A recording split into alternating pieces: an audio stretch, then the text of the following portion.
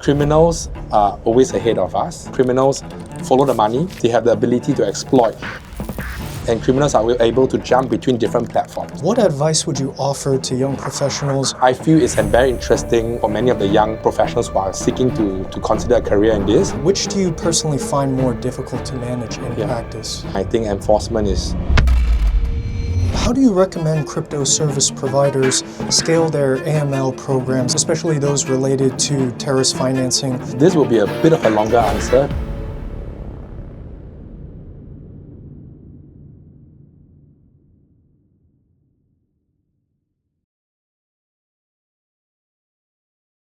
Joining us now is Cliff Lim, Director of Risk and Compliance for Dow Jones in Southeast Asia, based in Singapore, a certified anti-money laundering specialist and MBA graduate from Alliance Manchester Business School. He's a key voice on financial crime screening, trade-based money laundering. Thanks for being here, Cliff. Thank you for having me, Dan. If we could first go off, so the path to mainstream crypto adoption isn't just about innovation, it's more about integration. So in a landscape where crypto's promise for decentralization often clashes with the safeguards of traditional finance, so a big question becomes, how can we bridge the trust gap, not in theory but in practice, to unlock a future where digital assets are as reliable and accessible as the systems we already know and rely on?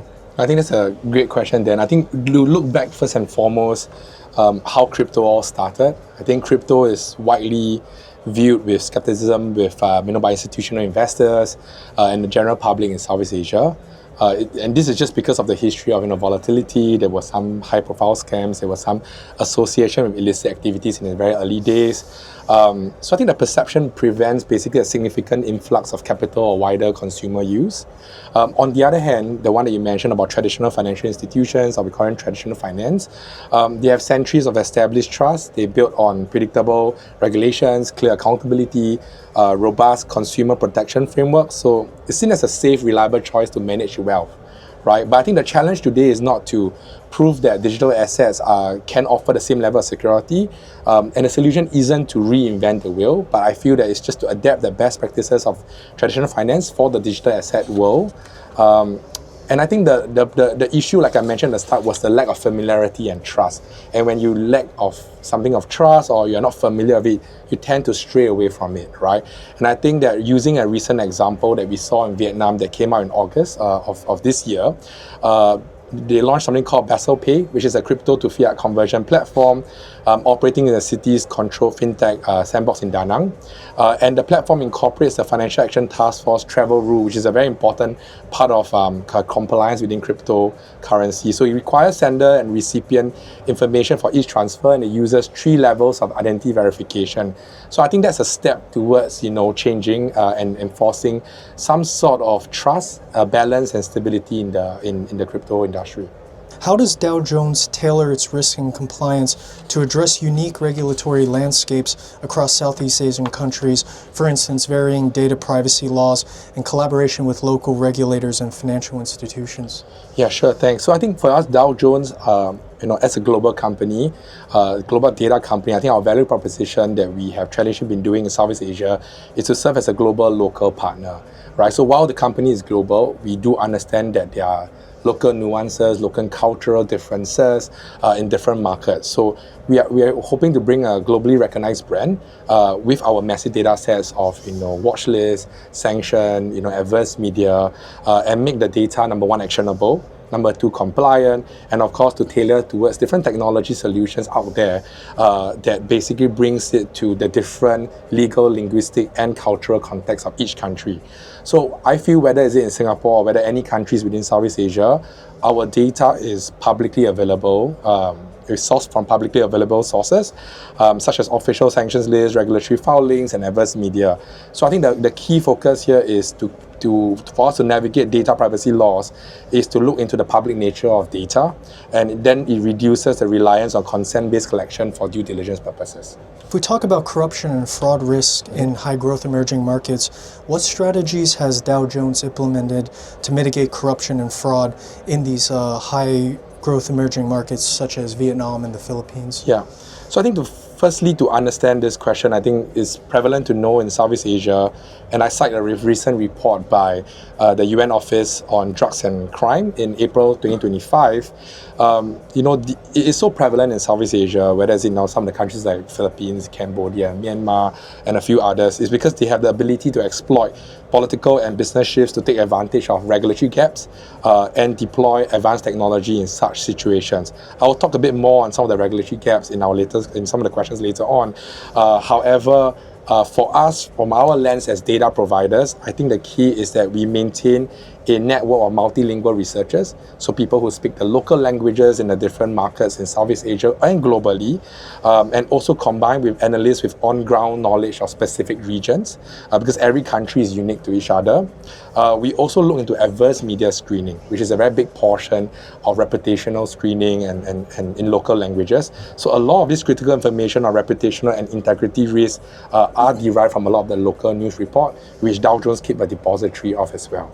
So in light of fintech disruptions and AI adoption in Southeast Asia, how is Dow Jones adapting with its compliance tools to help clients manage associated risks? Yeah, so I think from AI is a buzzword these days. A lot of companies have adopted AI. A lot of company has its own take on AI. For us, I think, and this is publicly known, we do have a couple of solutions out of the many that we provide. One of them, we call it the advanced screening and monitoring, and it's our take to basically use machine learning to screen large number of names against our own structured data like sanctions, PEP, as well as unstructured data, which is news, essentially, against our news archive, right? This is very important because a lot of companies, whether it's in the cryptocurrency world, digital assets, traditional banks, insurance, large corporates, everybody face a common challenge whereby they face a lot of false positives, right? Which means that there could be a person, John Smith, right? And there will be John Smith from the US, there's a John Smith from the UK, there could be a John Smith from Singapore. How do I ID the right person? So the importance is basically to use machine learning as well as the data that we provide to reduce false positive, which is a major pain point for many compliance teams. And this is to help to distinguish genuine matches and common names, and it will help to make due diligence faster and more efficient. The other one that we were looking at is what we call an integrity check. An integrity check is basically to leverage generative AI and natural language processing, or NLP, to automate the creation of what we call an enhanced due diligence report. So in the past, a lot of the reports takes days, 5 days, 10 days, as we needed time to research on a particular subject, individual. But using this, now what we are trying to do is to reduce the time significantly to being available in minutes, and it can help to identify red flags from thousands of sources, basically to provide a crucial layer of investigation at scale. What key components should an effective AML framework include to both detect and prevent crypto-native crimes like asset provenance hops or on-ramp exploitation outside KYC processes? Yeah, so this will be a bit of a longer answer because I think there's a lot more towards looking at things that are both very new. At the same time, there's something that's ever evolving, right? And I'll give you an example in a bit. So I feel that for an effective AML framework, to answer the first question, it has to go beyond traditional KYC, which is know your customer, right? It has to use specialized blockchain analytics. It looks into behavioral monitoring. And these are components that are necessary because these days, the money laundering techniques are getting more and more sophisticated. And basically, like asset provenance hops that you mentioned, on-ramp exploitation are some examples, right? So I think if we start with asset provenance hops, basically, which for the listeners, right, it basically means you repeatedly transfer assets between different blockchains and break the transaction trail, right? So that is where the core is to actually have a real-time transaction monitoring and blockchain analytics, and that's where the framework will use tools to analyze on-chain data in real time. So this will then help to detect such crimes. The framework should also be able to trace the movement of funds across different blockchains, identify connections to known illicit addresses, example, sanctioned wallets, darknet markets, ransomware addresses, and I think that is essential to detect asset provenance hops. But one thing we do have to take note is that criminals are always ahead of us. I think ahead of the good guys, and criminals are able to jump between different platforms, right? So in the traditional banking world, you can't do it in one bank. You try and go to the other bank. It's the same thing in this industry. You could try different platforms, right? So one thing that could potentially be, I'm not sure if that's something that will happen, is that firms could share data and intelligence only about suspicious activity while respecting any privacy laws that is required with regulators or other compliant firms. This is a very critical step, I believe, in a more resilient, more industry-wide defense. And I'll cite you an example. So in the banking world, in the traditional finance world, in Singapore, there is something called the collaborative sharing of money laundering and terrorism financing. We call it COSMIC in short, and that was launched by MAS, our Money Authority of Singapore, in April of last year, and there were 6 commercial banks on board. And what this project is all about in a nutshell is to allow these financial institutions to securely share with one another information on customers who exhibit multiple red flags that may indicate potential financial crime concerns, and assuming that all thresholds are being met. So this will then help the FI detect and deter criminal activity, which I believe if this is applied within the digital asset industry, that will also help to deter such illicit activity as well. How do you recommend crypto service providers scale their AML programs amid rapid regulatory changes, especially those related to terrorist financing via digital assets? Yeah, I think to scale, AML programs a bit, the key word here, I think, from your question is rapid regulatory changes, right? I think rapid regulatory changes is key because, regulatory changes do change, and if you already, adopted A and B comes up, like version 1, version 2, is always going to be quite challenging. But on the topic on terrorism financing, I think cryptocurrency or crypto service providers should move away from manual once-off checks. I think that's the worst, because that allows a lot of regulatory gaps, a lot of, things to go through, but instead adopt a proactive, technology-driven approach. And this could involve, automating key compliance function, using advanced analytics, building a flexible risk-based framework. And if you look at regulators like the FedF or the Financial Action Task Force, they look into mandating a risk-based approach, or an RBA in short.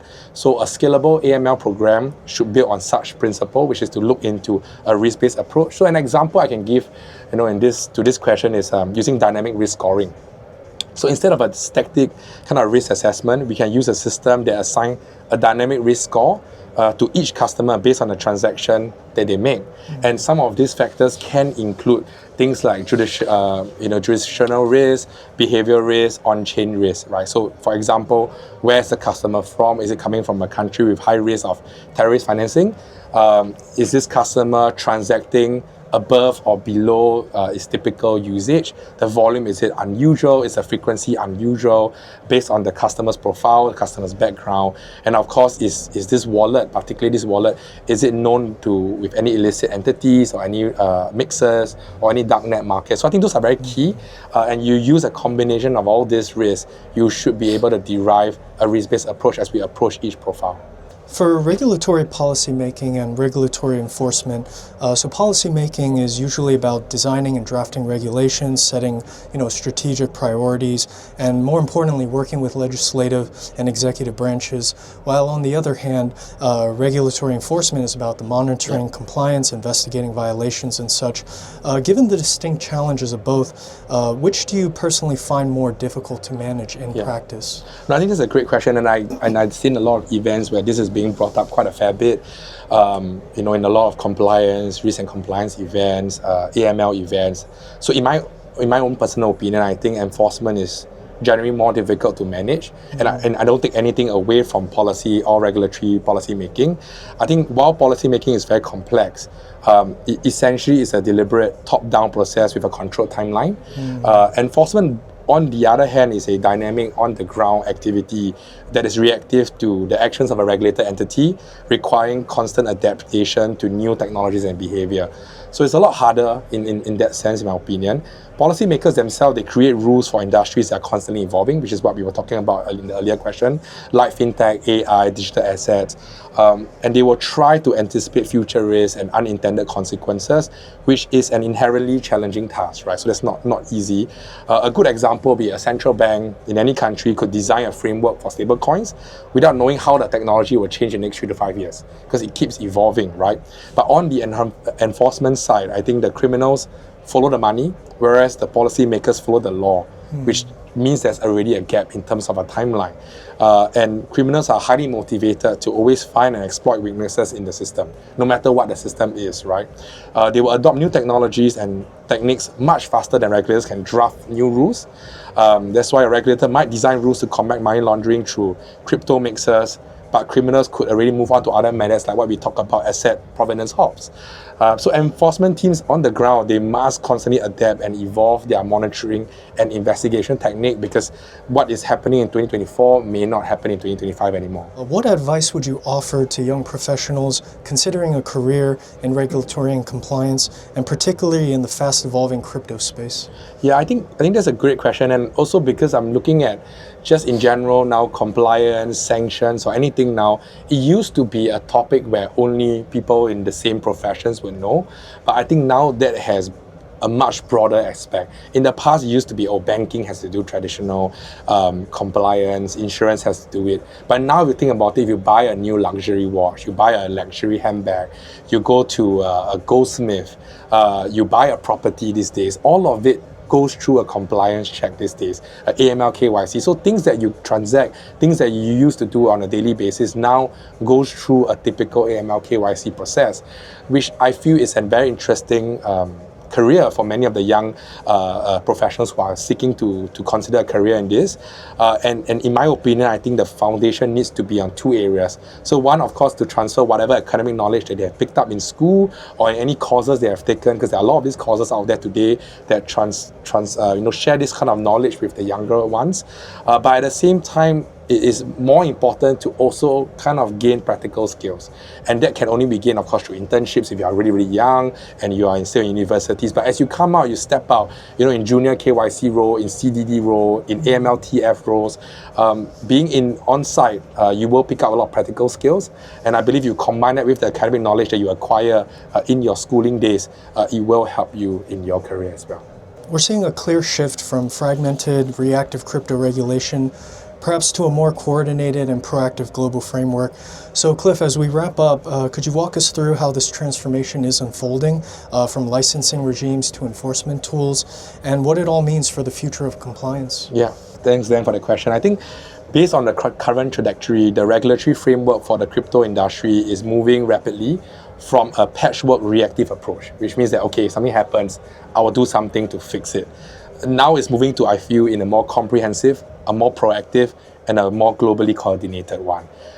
In my opinion, I think that there's a shift from ambiguity to clarity, as previously the industry operated in a gray area, right? In the start, there was a lot of gray area leading to a lot of uncertainty. There's also a fragmented global market. Some markets believe in it, some markets are shying away from it. This is changing as we see now recent legislative action and coordinated statements from agencies like SEC, CFTC, providing clearer rules of the road for which crypto assets can be traded on regulated exchanges, which is very important.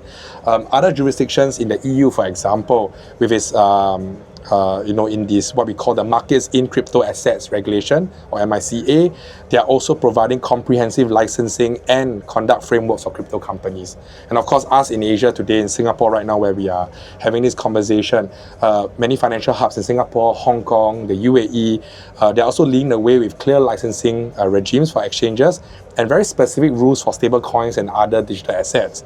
And of course, there's going to be a competition of who is going to be a crypto hub in regulatory clarity, which I believe that's a key area. And also, if you look into a lot of the C-suites, many of them come from a regulatory background, and I think that gives you a bit of a compliance culture that we look at, because I think compliance culture is very important. If the leaders or the executives, the founder, the senior management establish and sends a message out, it does create a compliant culture. While it does require more steps, I think it does give more longevity in the long run, particularly in terms of having a more stable environment.